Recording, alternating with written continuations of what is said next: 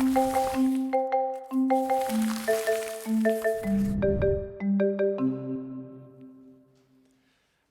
morning. Wow, my heart is full from that worship experience. Thank you so much to the musicians and to you for sharing celebrations and lamentations. It's just so wonderful to be able to talk about all that we experience rather than just what we experience at church.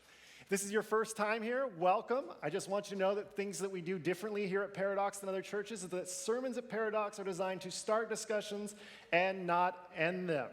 This sermon is something that you will probably disagree with on many levels by the end of this sermon.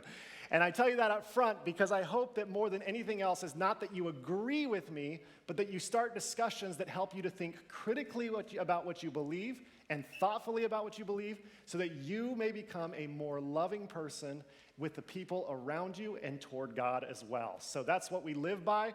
We have discussion groups that are meeting on a regular basis. We've just been so blessed and heard so many great things about people who are continuing the discussion that starts here with these sermons. So we just want to say thank you to everyone who is participating in discussion groups, and we just love continuing the conversation.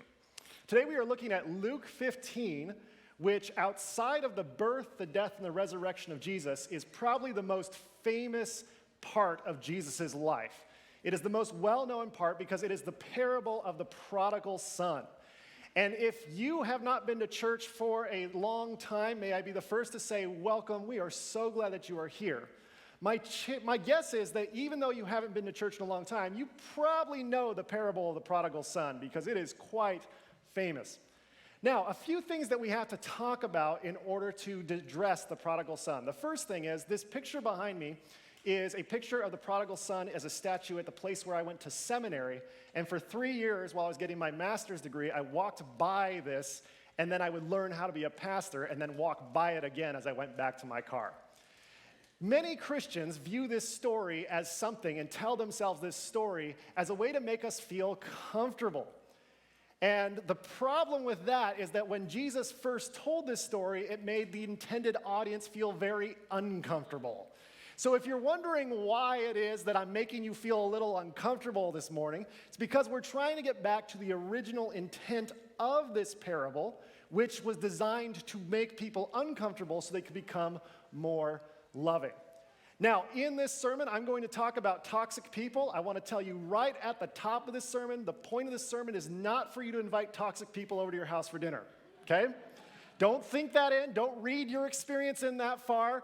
If you are struggling with toxic people, I'd be happy to meet with you. Toxic people are a very difficult way to navigate life, and I want you to know that we as a pastoral staff are here for you because those require nuanced conversations that are hard to discuss in sermons. So, just want you to know the point of this sermon is not to have toxic people over for dinner, okay?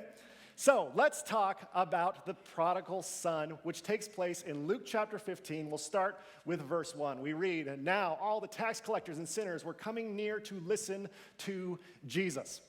Now, we talked about this a couple of weeks ago, but if you weren't there, it's important we remember who tax collectors are in Jesus' day and age.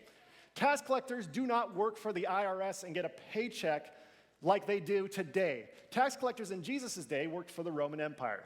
And the whole idea was that the Roman Empire was based where the green star is, in Rome, and Jesus lived in Judea where the blue star is. And the question is, how do you get people who are living in Judea to pay taxes to Rome?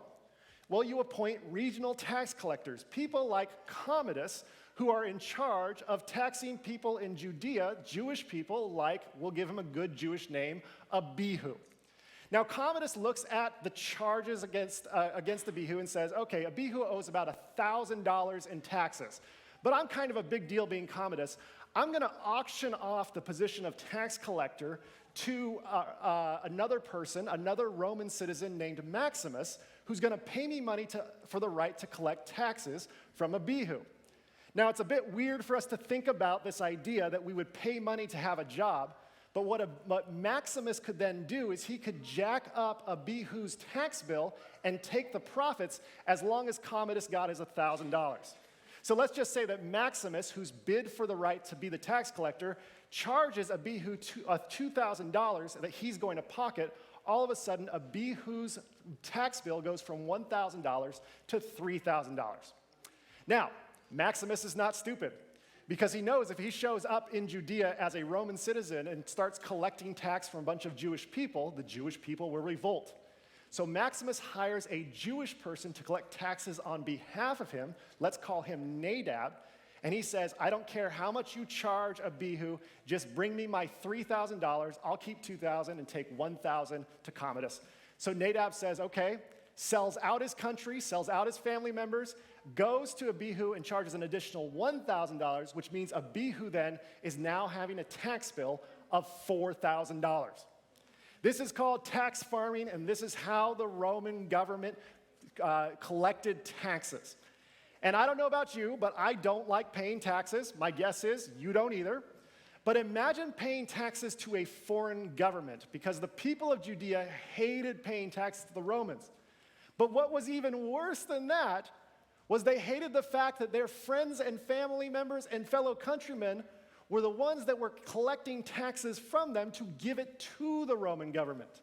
So they hated traitors like Nadab even more than they hated the Roman government, because there was an element of betrayal in the work that they were doing. And these guys right here, the middlemen that was like, yeah, sure, I'll go collect taxes on behalf of the Roman government for my family, they would pocket the money and get rich off their friends. So when we talk about tax collectors and sinners, you have to think of traitors here, right? You have to think of someone who's betrayed you, and it's got to be someone you know personally. This is not some far-off, distant celebrity. This is someone who you personally know. Now, Jesus has these tax collectors and sinners around him, and other people start to notice, named Pharisees and scribes. Pharisees are lay people. That means they're not paid by the religious institution. However, the religious institution, which is the temple, employs scribes to tell what is right in the law and what is not right in the law. So you have people who belong to a religious party called the Pharisees, and people who are employed by the temple called the scribes. Now, Pharisees really subscribe to a separatist idea, the idea that we are God's chosen people and the rest are second-tier citizens in the eyes of God. It's very easy for us to judge the Pharisees from the year 2022. But when you go through the Hebrew Bible, you realize that there's some real validity to the idea of a separatist mindset when you consider what Israel's been through. If you look through the entire Hebrew Bible, you realize that Israel is this tiny nation that has survived all of these different massive empires popping up around it and conquering it, and somehow, some way, Israel has survived and continued to maintain its way of life despite all of these other empires ganging up on them. And Pharisees looked back at the history and they said, oh, you know what kept our people together through all of this? The law of Moses. So Pharisees said, you know how we're going to keep ourselves together? You know what God cares about? We're going to emphasize the things that make us different. And if we can do that, then God will notice that we're taking his word seriously, and therefore we can follow God more closely, and God will show God's favor on us. For this reason, the Pharisees were religiously militant about circumcision, diet, the Sabbath, and the temple. Like those things that were distinctly Jewish, they made sure to emphasize, and they said, those are the things that separate us, so they're the things that are the most valuable. So the Pharisees look at these tax collectors who they view as traitors, who are affiliating with the Gentiles and work for the Gentiles, and their response is a social strike. We're going to isolate the tax collectors. We're not going to associate them with them. So we're going to go over here and say like, hey, we're not going to fight you because you're our family member, but we will not hang out with you. So the Pharisees see Jesus spending time with the traitors that are the tax collectors, and they grumble. And they say, this fellow welcomes sinners and eats with them.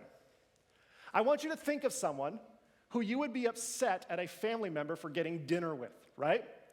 Not just anyone, though. You got to think of someone who you define to be soulless, right? Someone who you think has betrayed the ideals of our nation. And it was so bad that you would say to yourself, you know what? I would confront my parents about this and say, how on earth could you get dinner with them? Someone like, oh, let's just say George W. Bush. Now, you may feel differently about George W. Bush than I do, but I think that we all know someone who feels that George W. Bush has betrayed the nation, and we also know people who like George W. Bush, right? Well, back in 2019, he went to a Cowboys game, and the Fox feed cut to him, and he was sitting next to Ellen DeGeneres. This all happened on a Sunday, Twitter blew up on a Monday, and Ellen addressed it on a Tuesday. Now, people were very upset with Ellen because George W. Bush passed a lot of anti-LGBT legislation during his time in presidency, and people have also felt that George W. Bush has never been brought to justice for what he did in Iran and Iraq with bombing a lot of people. So, Ellen DeGeneres addressed this, and she said these words on her show. She said, "When I say be kind to one another, I don't mean to be kind to the people who think the same way you do. I mean to be kind to everyone." Now, this caused Twitter to blow up even further. Some celebrities said, "This is what we need." Other celebrities tweeted out the Vanity Fair article criticizing for her for saying that this was just an ideal utopia that doesn't exist. And Hulk himself, Mark Ruffalo, said, "Sorry, until George W. Bush is brought to justice for the crimes of the Iraq War, we can't even begin to talk about kindness." And I tell you all of this because regardless of whatever your political affiliation is, there's some major differences between these stories, but I believe the heart of these stories is similar. There's a politically tense situation, someone hangs out with the wrong crowd, and there's all of a sudden this revolt and this discussion as to whether or not you should even sit next to them at a football game. Not only that, but you're probably sitting here at Paradox and you're thinking to yourself, "Ugh, I brought my mom for the first time, and here we are talking about politics. Why did the pastor select such a politically tense illustration today?" I will tell you, it's not because I'm trying to be partisan and telling you there's one good side and one bad side. I'm trying to show that there's some political tension right here, and the more you read about tax collectors and Pharisees, you realize that this story is bursting with political tension. And if you feel uncomfortable with me talking about Ellen sitting next to George W. Bush and who's right and who's wrong, that's exactly what's going on in these first two verses, right? And so regardless of whatever your political affiliation is, understand that when we go back here and bring this verse to life, you should feel political tension. So, that's just the first two verses. Let's see where it goes from here. Jesus then tells the Pharisees and the scribes, he's like, "I'm going to tell you a story because we live in politically tense times. So the best way for us to reconcile and go forward is to start telling stories." So he says, "I'm going to tell you a parable." He says to the Pharisees, "Which one of you, having 100 sheep and losing one of them, does not leave the 99 in the wilderness and go after the one that is lost until he finds it? When he has found the lost sheep, he lays it on his shoulders and rejoices. And when he comes home, he calls together his friends and neighbors, saying to them, 'Rejoice with me, for I have found my sheep that was lost.'" Christians love this story, right? Yeah. Christians love this story so much, they depict it in all kinds of artwork. They love to picture Jesus as a shepherd with a sheep over his shoulders, coming home, leaving the 99 for the one. You've probably heard this at some point, and Christians just keep making paintings about this scenario. Jesus is walking everywhere with a sheep on his shoulders. It just doesn't stop. Where does it end? It keeps going. And we look at all these pictures, and Christians say, "Yes, God is like a shepherd. Oh, I love the parable of the lost sheep." There's just one problem with this picture of Jesus. Who is the shepherd in this parable? Because Jesus is very clear who the shepherd is. It's not God. He talks to the Pharisees. He says, "Which one of you, having 100 sheep and losing one of them, does not leave the 99 in the wilderness and go after the one that is lost until he finds it?" When Jesus told the parable of the lost sheep, he wanted and he asked the Pharisees to identify as the shepherd in this story. Christians don't paint any pictures with Pharisees with sheep over their shoulders, right? Never seen one. But we love to put God in this story. But when Jesus told the original story, he never thought like, "Oh yeah, that's the God metaphor." He said, "Which one of you wouldn't go and look for the sheep? And which one of you, when you brought them back, wouldn't rejoice and say, 'Hey, I lost 1/100th of my wealth, but I got it back. Isn't this great?'" And so Jesus then adds a little application at the end of this parable. He says, "Just so I tell you, there will be more joy in heaven over one sinner who repents than over 99 righteous people who need no repentance." As they're processing that, Jesus begins to tell another parable about coins. He says, or what woman having 10 silver coins, if she loses one of them, 1/10 of her wealth, does not light a lamp, sweep the house, and search carefully until she finds it? When she has found it, she calls together her friends and neighbors, saying, rejoice with me, for I have found the coin that I had lost. Who is the woman in this parable? I think the most logical explanation is not God, but when Jesus told the parable of the lost coin, he wanted the Pharisees to identify as the woman in this story. Hey, haven't you lost coins? And you thought, wow, I've lost my wealth, and then you find it and you tell your friends, good news, I'm just as rich as I used to be. This is wonderful. Jesus then says, just so I tell you, there is joy in the presence of the angels of God over one sinner who repents. In the same way you feel joy about that, that's how God in heaven feel when a sinner repents. And this all leads to Jesus unleashing one of the most prolific parables in all the Bible when he says, now there was a man who had 2 sons. The younger of these sons said to his father, Father, give me the share of the property that will belong to me. Now I tell you this, and I've heard a lot of sermons talk about how this was very offensive in Jewish culture in Jesus' day and age. And whenever I hear somebody talk about that, I say to myself, this is offensive in my day and age. Can you imagine going to your father and saying, hey, I'm out. I don't want to care for you anymore. I don't want to watch you get old. I don't even want to go to your funeral. But I would love my inheritance. Can you give me money? And then I'm going to go. This is offensive in our day and age. Let's be very clear about that. Now, surprisingly, the father hears this. We don't know what his internal struggle is, but externally, he grants this ridiculous request. The father divided his property between his sons. A few days later, the younger son gathered all he had and traveled to a distant country. And there, he squandered his property in dissolute living. Now, the parable does not specify how long this period lasted. I will tell you, I read into the text a certain number to try to bring this parable more to life. And when we ask the question, we don't know how long this lasted, I will tell you I put in 10 years because it seems to make the story work a little bit better. I don't think this was 10 days. I don't even think it was 10 months. For me, the story makes more sense when I think about 10 long years of separation between father and son. We then read, when he had spent everything, a severe famine took place throughout that country, and he began to be in need. Oh, sweet justice, right? We get this sense that this guy is going and squandering his living. He's living his life a quarter mile at a time, as Dom Toretto would say, right? And as he is going through the motions, he's not preparing for a rainy day, and then the rain stops coming, and he's like, I'm in need. Now, everyone hearing this story after this son spat in his father's face and said, you know what, I wish you were dead. Everyone hearing this story would have thought the same word. Karma. This guy deserves this. I think Jesus even tells this story in a way that makes sure that you don't feel bad for this guy because he deserves what he got, right? We then read, so the younger son went and hired himself out to one of the citizens of that country who sent him to his fields to feed the pigs. Remember, the setting of this is a distant land. So he is now working for the Gentiles and is under their control, essentially, right?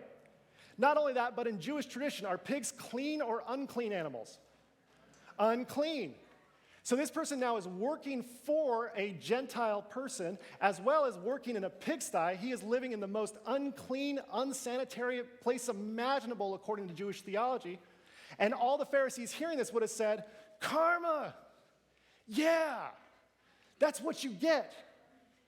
But it gets worse. We read, so the younger son would gladly have filled himself with the pods that the pigs were eating, and no one gave him anything. He is alone, he is hungry, he is homeless, and people don't feel bad for him. Instead, the people listening would have said, karma, karma, karma, karma. You deserve all of this. And then the story takes a bit of an unexpected turn. We read, but when he came to himself, he said, how many of my father's hired hands have bread enough and to spare? But here I am dying of hunger. I will get up and go to my father, and I will say to him, Father, I have sinned against heaven and before you. I am no longer worthy to be called your son. Obviously, Treat me like one of your hired hands." So he set off and went to his father. But while he was still far off, his father saw him, and he was filled with compassion. The Greek word there is splagizomai. Can I hear you say splagizomai? Compassion. Moved with compassion. We then read, the father ran and put his arms around him and kissed him. This is captured beautifully in an art piece by Kirby Kendrick. And as they are embracing, the son is probably a bit muffled because he's speaking into the father's cloak, says these words. The son said, "Father, I have sinned against heaven and before you. I recognize I am no longer worthy to be called your son." And before the prodigal son could practice the rest or get the rest of his rehearsed speech out, the father interrupts and says, "Quickly, bring out a robe, the best one, and put it on him. Put a ring on his finger and sandals on his feet. And get the fatted calf and kill it. And let us eat and celebrate. For this son of mine was dead and is alive again. He was lost and is found." And they begin to celebrate. Now, given the pattern leading up to this moment, what do we expect to read about next? We expect for Jesus to turn to the Pharisees and say, just as the Father celebrated the return of his Son, so heaven rejoices when someone who sins repents and returns to what is good. At this point in the story, we expect the Pharisees believe they're supposed to identify with who? The Father. Because they've been asked to identify with the shepherd first, and then later, the woman searching for the coins. The whole trajectory is they're supposed to identify as the Father in this story because of where we've been before. But yet, the story takes another unexpected turn. Jesus says, "Now his elder son was in the field, and when he came and approached the house, he heard music and dancing. The elder son called one of the slaves and asked what was going on. The slave replied, 'Your brother has come, and your father has killed the fatted calf because he has got him back safe and sound.' Then the elder son became angry and refused to go in the party. His father came out and began to plead with him, but he answered his father, 'Listen, for all these years, I have been working like a slave for you, and I have never disobeyed your command. And yet you've never given me anything, even a young goat, so that I might celebrate with my friends. But when this son of yours came back, who has devoured your property with prostitutes, you killed the fatted calf for him.' And the father said to his son's rage, 'Son, you are always with me, and all that is mine is yours.' But we had to celebrate and rejoice." There was no option here. The father goes on to say, "Because this brother of yours was dead and has come to life, he was lost and has been found." And right there, the story ends. We don't know if the older son goes to the party or refuses to step inside. My friends, some questions we need to get to. Who is the father in this story?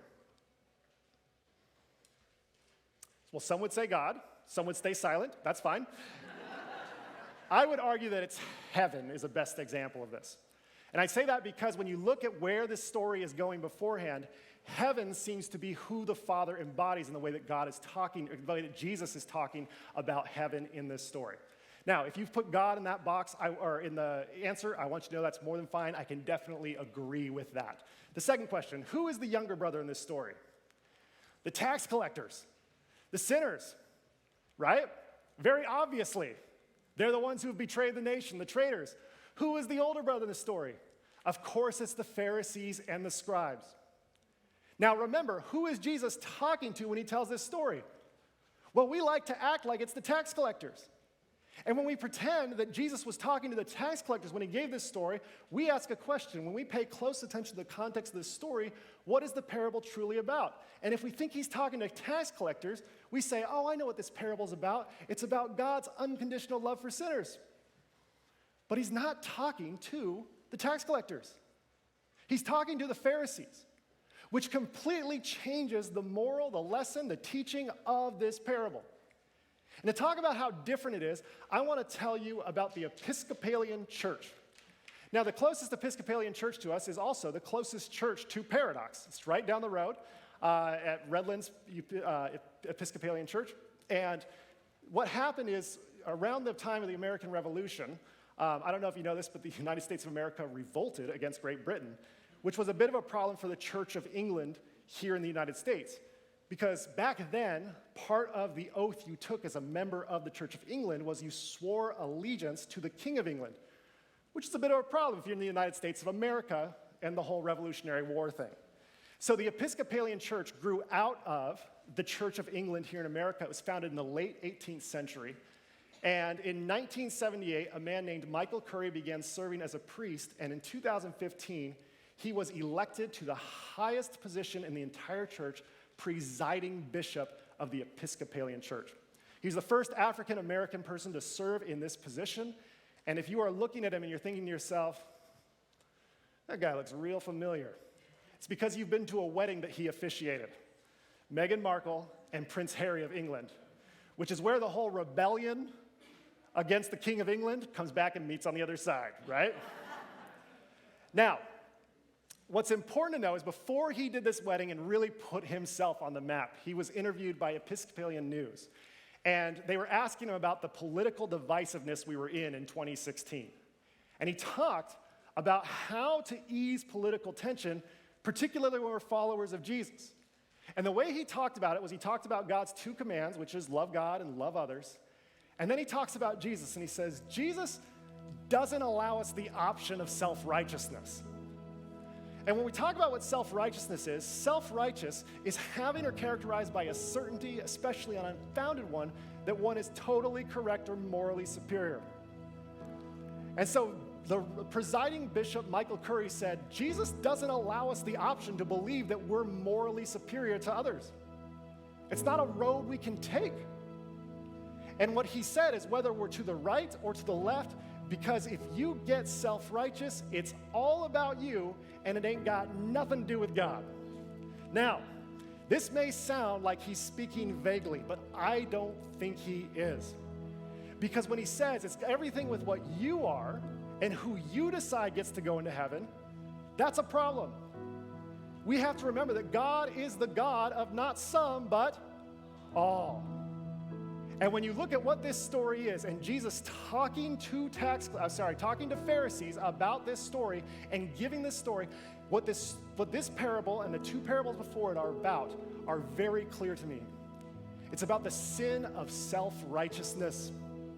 It's about the belief that I can be morally superior to somebody else, and therefore I have more value than them. Oh. Now, if Jesus was talking to tax collectors, I actually think he wouldn't even tell them this parable. He would tell them something else because of the whole, traitor thing, right?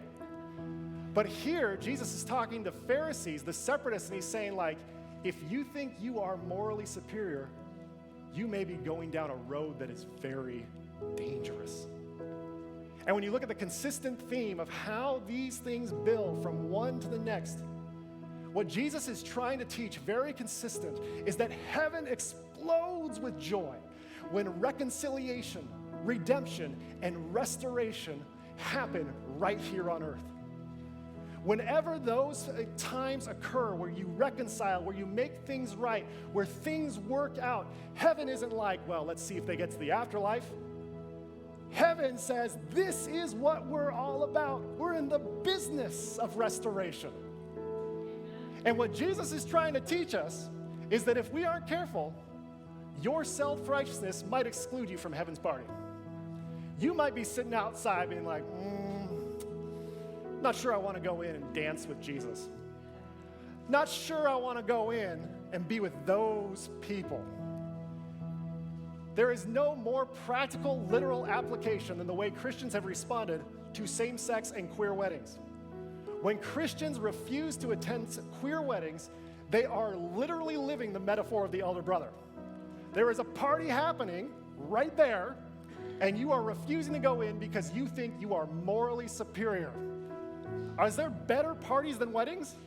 No. So why is it that we have this obvious parable and people miss it?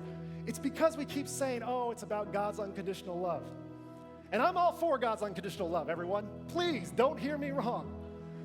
But this story is about the sin of self-righteousness, and that story causes all of us to hold up a mirror and ask a very difficult question. How am I part of the problem?